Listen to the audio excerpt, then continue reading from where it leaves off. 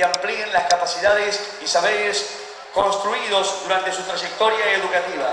Además, esta modalidad de aprendizaje permite que los jóvenes se familiaricen con distintos ámbitos laborales generados en espacios inclusión de la comunidad y en el mundo del trabajo. Aquí va el aplauso y también el agradecimiento a la presencia de alumnos de la Escuela de Educación Especial número 501 que realizan integraciones laborales en diferentes dependencias de la municipalidad.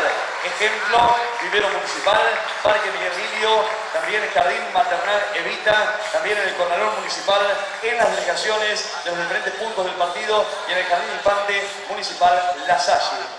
Así van reconocimientos y así va entonces la presencia, y aquí vienen todo el resto de los chicos que participan y forman parte también de estas entregas que vamos llevando adelante en el día de hoy.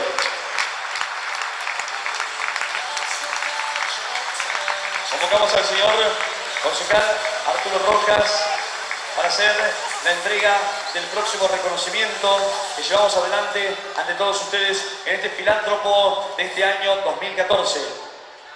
Alumnos de tercer año de la Escuela Secundaria número 10, Proyecto Información versus Drogas.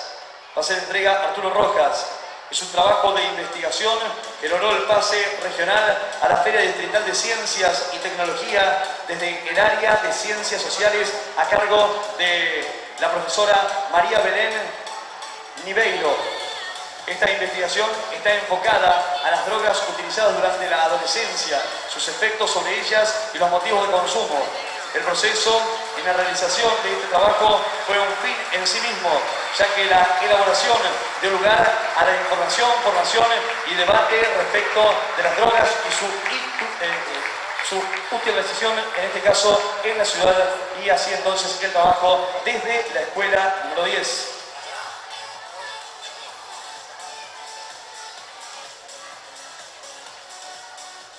Gracias a la presencia vamos a pedir que un alumno, un integrante de la escuela, se quede junto con nosotros, alumnos de tercer año de la Escuela Secundaria número 10, con este proyecto que llevan adelante.